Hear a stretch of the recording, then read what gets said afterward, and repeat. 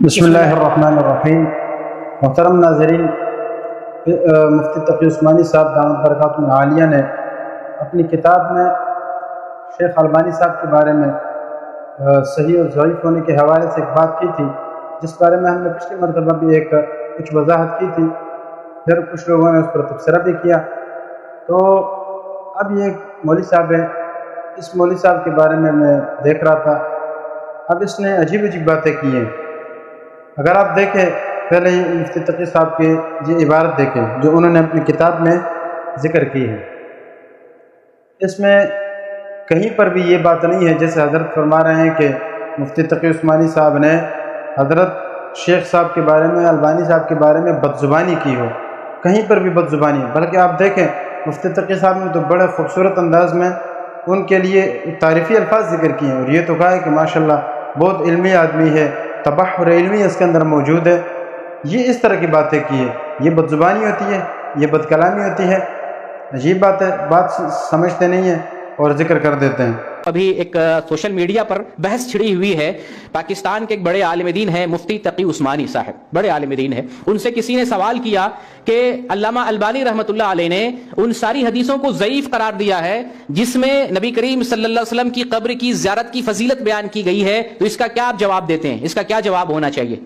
تو مفتی صاحب نے بڑا غلط جواب دیا ہے، اور علامہ البانی رحمۃ اللہ علیہ پر بڑی بدزبانی کی ہے، ان کو ایسی بات نہیں کرنی چاہیے۔ پہلی بات تو یہ ہے، شیخ البانی رحمۃ اللہ علیہ اپنے وقت کے بڑے محدث، بڑے فقیہ اور ایک بڑے عالم دین، جن کو آپ مجدد کہہ سکتے ہیں کہ اللہ تعالیٰ سینکڑوں سال میں ایسا آدمی بھیجتا ہے، ایک بڑا احسان کر کے امت پر گئے، حدیثوں کو چھان پھٹک کر صحیح کو الگ، ضعیف کو الگ کر کے ایک امت پر بڑا احسان کیا انہوں نے۔ ان کے بارے میں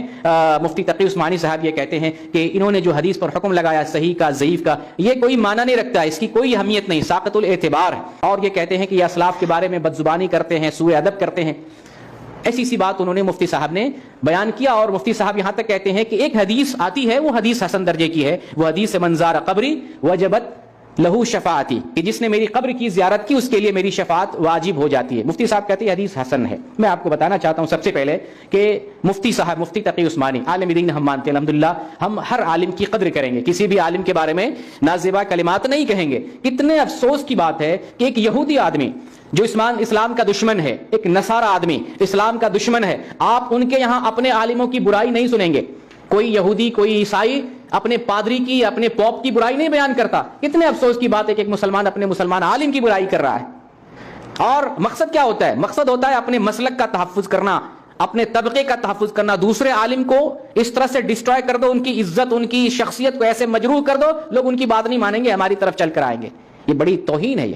یہ بہت بڑا کھلواڑ ہے کہ عالموں کی آپ توہین کریں، ان کا امیج عوام کے سامنے ایسا بگاڑ دیں کہ لوگ اس عالم سے متنفر ہو جائیں۔ ایسے نہیں ہونا چاہیے۔ عالم نے اگر کوئی خطا کی ہے تو علمی انداز میں رد کر سکتے ہیں کہ فلاں عالم کی بات دلیل کی روشنی میں ٹھیک نہیں ہے، لیکن ان کی شخصیت کو مجروح کرنا اسلام اس کی اجازت نہیں دیتا ہے۔ کتنے گرے ہوئے ہم لوگ ہیں کہ یہود و نصارہ سے بھی گئے گزرے، وہ اپنے عالموں کی قدر کرتے ہیں اور ہم اپنے عالموں کو بے عزت کرتے ہیں اور ان کو بے گھر کرتے ہیں، لوگوں کے سامنے بدنام کرتے ہیں۔ تو مفتی تقی عثمانی صاحب مفتی ہیں، مفتی کا مطلب مسئلے مسائل بتانا، دین کے مسائل بتانا، ان کا کام تھا دین کے مسائل بتاتے۔ اگر امام البانی سے مسئلے مسائل میں کہیں بھول ہو گئی ہے تو علمی انداز میں اختلاف کرتے، تو مفتی کا کام ہے مسئلے مسائل میں شریعت کی روشنی میں، دلائل کی روشنی میں اختلاف کرنا۔ اور عربی میں ایک مقولہ ہے لکل فن رجال، اس کا کیا مطلب ہے؟ ہر فن کے ماہر ہوتے ہیں، تو مفتی ایک الگ فن ہے، یہ اس کے ماہر ہے، اور علامہ البانی حدیث کے فن کے ماہر ہیں، تو حدیث کے فن کے بارے میں کون بات کرے گا؟ جو محدث ہوگا۔ یہ محدث ہے ہی نہیں اور فن حدیث کے بارے میں بیان کر رہے ہیں کہ علامہ البانی کوئی حیثیت نہیں رکھتے ہیں، ان کا حکم لگانا کوئی حیثیت، یہ تو ویسے ہی بیہودہ بات ہو گئی، یعنی ان کا کوئی تعلق ہی نہیں، مفتی کا محدث سے کوئی اٹیچ ہی نہیں بنتا ہے تبصرہ کرنے کا۔ تو ایسی بات نہیں کرنی چاہیے۔ اور پھر شیخ البانی رحمۃ اللہ علیہ اکیلے نہیں ہیں جنہوں نے قبر رسول کے بارے میں جو حدیث آتی ہے، قبر رسول کی زیارت کے بارے میں بہت سارے محدثین نے ان حدیث کو ضعیف قرار دیا۔ دوسری بات یہ ہے کہ یہ مقبول صاحب جو ہے، انہوں نے حضرت کے بارے میں کہا ہے، شیخ صاحب کے بارے میں شیخ مجدد، ان کو مجدد کہا ہے کہ جو صدیوں میں ایک بار پیدا ہوتا ہے، ایسے مجدد کہا ہے۔ اور مفتی صاحب کے بارے میں کہا کہ ایسے مجدد کے بارے میں حضرت بدزبانی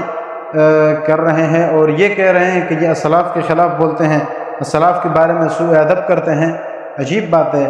کہیں پر بھی نہیں ہے۔ یہ دو چیزیں میں آپ کو دکھا رہا ہوں، ایک آپ ان کی عبارت دیکھیں، اس عبارت میں کہیں پر بھی یہ سوء ادب، یہ الفاظ کہیں پر بھی نہیں ہے کہ مفتی صاحب نے کہا ہو کہ بھئی یہ سوء ادب کرتے ہیں، بلکہ کتنے قابل احترام الفاظ میں انہوں نے یہ الفاظ ذکر کیے ہیں کہ بھئی یہ یعنی کیا نام ہے، مضبوط عالم دین ہے، تبحر علمی ان کے اندر موجود ہے، یہ باتیں اس کے اندر۔ اسی طریقے سے ان کی جو ریکارڈنگ ہے یہ بھی آپ سن لیں، اس ریکارڈنگ کے اندر بھی کہیں پر بھی انہوں نے ان کے خلاف بدزبانی نہیں کی، کہیں پر بھی ان کے خلاف غلط الفاظ استعمال نہیں کیے، یا کہیں پر بھی انہوں نے یہ نہیں کہا ہے کہ یہ سلاف پر بدزبانی کرتے ہیں، سوء ادب کرتے ہیں۔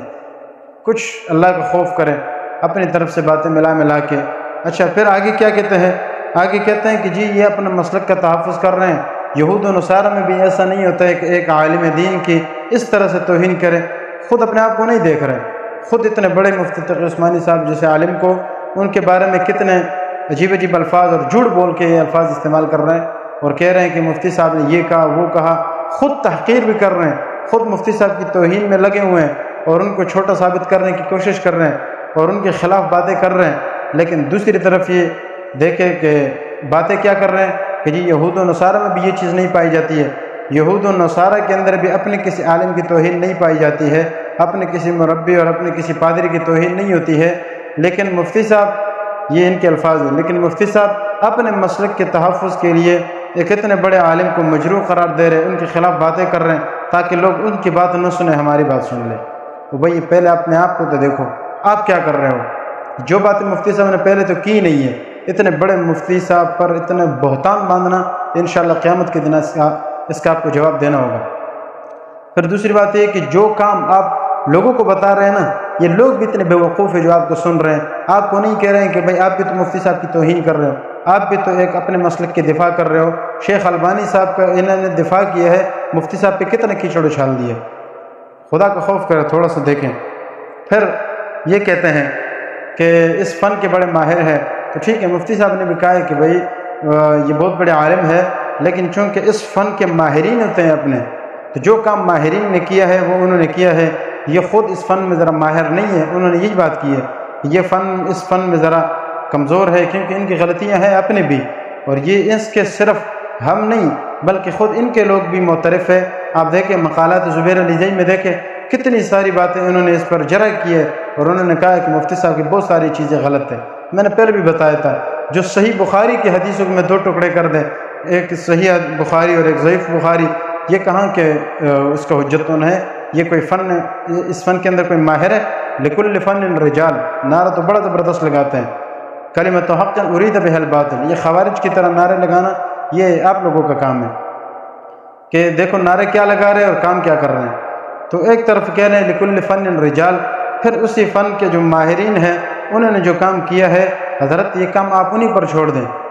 یہ ان کا کام ہے، انہوں نے کیا ہے، صحیح طریقے سے کیا ہے، اور خود اس فن میں نہ وہ ماہر ہے نہ یہ خود آپ ماہر ہیں۔ مقبول صاحب دیکھو حدیث ابن عمر کو حسن مفتی صاحب نے کہا ہے، یہ خود نہیں کہا بلکہ بہت سارے محدثین کی بات نقل کی ہے، اور جیسے آپ کہہ رہے ہیں کہ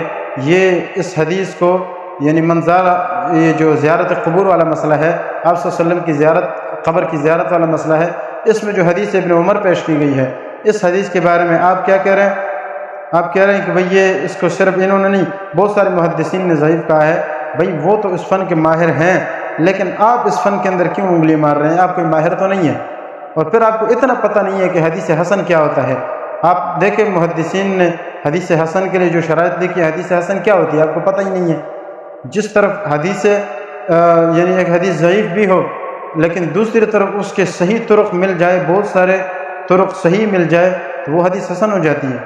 ضعیف ہونے کے باوجود وہ حدیث ضعیف ہوتی ہے ایک طرف سے، لیکن دوسرے طرق کے اعتبار سے دیکھا جائے تو وہی حدیث جو ہے وہ حسن ہو جاتی ہے، تو حسن حدیث تو لی جاتی ہے۔ اور مفتی صاحب نے بھی انہی علماء کے باتوں کو نقل کر کے یہ بات کی ہے کہ بھئی حدیث ابن عمر حسن ہے،